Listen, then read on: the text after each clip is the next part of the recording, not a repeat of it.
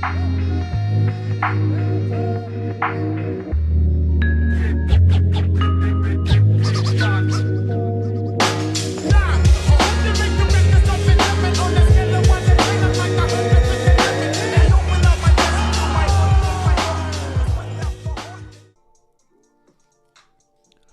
good, fight fans? It's your boy Bano back at it with a fresh episode of Combat and Kick It.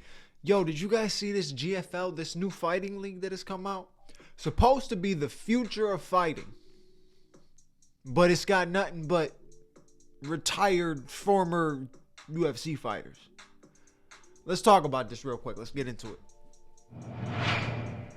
So, this new GFL is called the Global Fight League. And like I said, it's quoted to be the future of fighting, but it's wild to call it the future of fighting. It's got a lot of former retired MMA fighters and maybe former Bellator fighters and stuff like that. It's a mix of a lot of people that we're all familiar with pretty much. It's all names that we are familiar with, and it could be pretty entertaining if I'm being honest with you. There's a lot of names on there that do make it interesting to see. Obviously, there's nobody on the new up and coming that you're going to see on that scene, right? It's more of people that seem like they're on their way out or maybe trying to revitalize their career. It's going to be one of the two, right? Because you're looking at guys like Tyron Woodley's over there.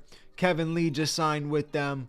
You got Fabricio Verdum, Junior Dos Santos. You got Paige Van Zant. You have Gegard Mousasi. So like it's a continuation of a lot of like former UFC, former Bellator fighters and kind of put together, right? The craziest thing about this is the UFC finally cut ties with Tony Ferguson. You will see Tony Ferguson fighting in the GFL, which is cool because you get to now see Tony fight somebody who's around in the same position as him. Somebody who's got to come and get a win, hasn't won in a long time, is facing young up and comers. So they ended up losing. Like, perfect place for Tony Ferguson to be, right? So Tony went over there. Holly Holm went over there. A lot of fighters leaving the UFC to go over there. And to me, it is just like not a UFC 2.0, because I feel like a 2.0 is technically better than the original. This is not better.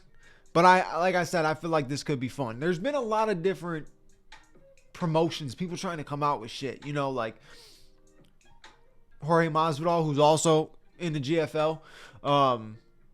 He had his own promotion. Didn't seem like it really did much. I mean, it had a couple shows, but didn't seem like it did too much. You got Mike Perry trying to come out with his dirty boxing.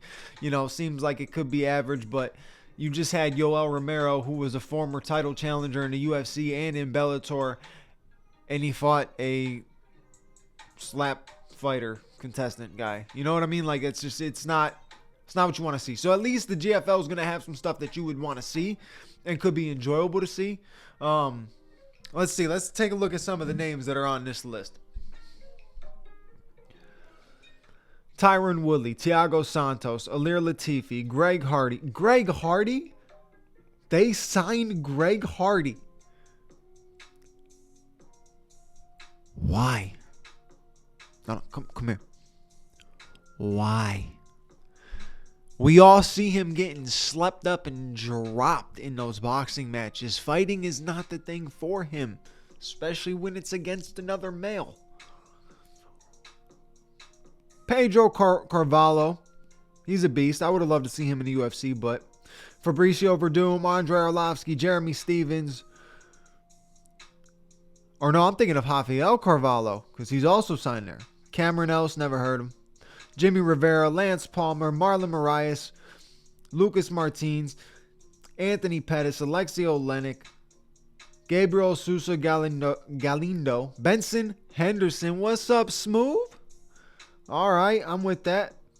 Emiliano Sordi, Tanner Boser, John McDessie, Bubba Jenkins, Guido Innocenti, Kevin Lee, Junior Dos Santos, Hector Lombard, Frank Mir. Frank, hang it up, brother.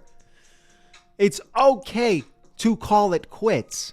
How old is fucking Frank Mir? Siri, how old is Frank Mir?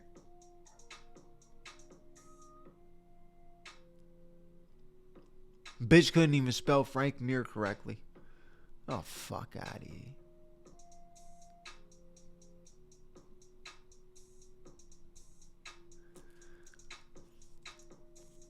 That's wild. Frank is only 45 years old. That's crazy. I mean, it's not young for the sport. That's for damn sure. I mean, it's pretty fucking old for the sport. But should we fight fucking Verdum or some shit like that? You know? Let's see. Who else we got on here?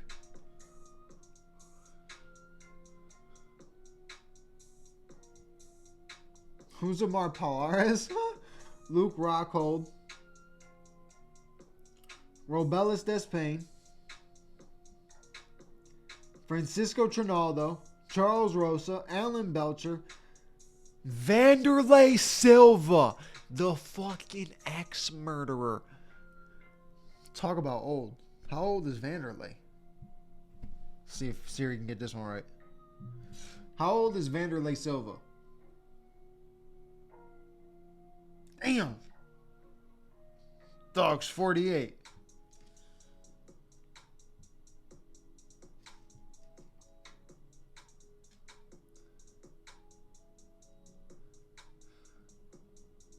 See, they got women like Jessica Penne, Aspen Ladd. I wonder what weight class they gonna let Aspen Ladd fight at. Because she's a liability.